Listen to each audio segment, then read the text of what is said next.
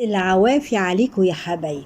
أنا النهاردة هحكي لكم حكاية تشق الأرض وتبلعني. حصلت فين الحكاية دي؟ حصلت في شارع النبي دانيال. ده شارع من شوارع الرئيسية في اسكندرية، والشارع ده مشهور بكتير من المكاتب الموجودة فيه، مكاتب الكتب زي سور الأزبكية عندنا كده في مصر.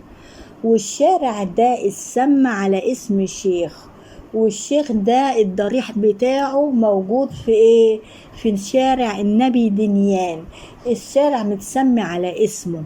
الضريح ده جواه يعني حوالي مسجد، وجواه الضريح ده. كان زمان الحكاوي كتير عن الشارع ده، كان بيقولوا عليه ايه؟ ان في عروس وعروسة ماشيين في زفة اشقت الارض وبلعتهم. او كمان بيقولوا حكاية تانية، ست عجوزة وقعت في حفرة وما طلعتش. كمان بيقولوا كمان حكاية دكان يعني فاكهة وخضار اللي اتبلعت في قلب الأرض. حكاوي كتير عن الشارع ده. واللي بنى الشارع ده الاسكندر الأكبر. ها يا حبايبي، وتمر السنين والأيام، والكلمة تبقى في بق الناس.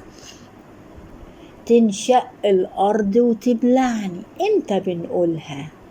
لما يكون الإنسان يتكسف كذب كذبة، والكذبة اتفتشت وما يصحش ان تصدر منه. او يكون ابنه مثلا بلطجي ضرب حد، وده يعني هم ناس طيبين والناس يعاتبوهم يقولوا يا ريتنا الارض تشق وتبلعنا. او مثلا جوزها اتجوز عليها او ضربها، والناس بيسألوها ليه اتجوز عليكي، او بيضربك او بيشتمك، والست اخلاق تقول يا ريت الارض تشق وتبلعني. ومن هنا بقت الكلمة في بق الناس. اي حد يقع في مأزق ويتحرج يقول تشق الارض وتبلعني. وإن عجبتكم حكايتنا ما تنسوناش في اللايك والشير، وتمسوا بالخير يا حبايبي.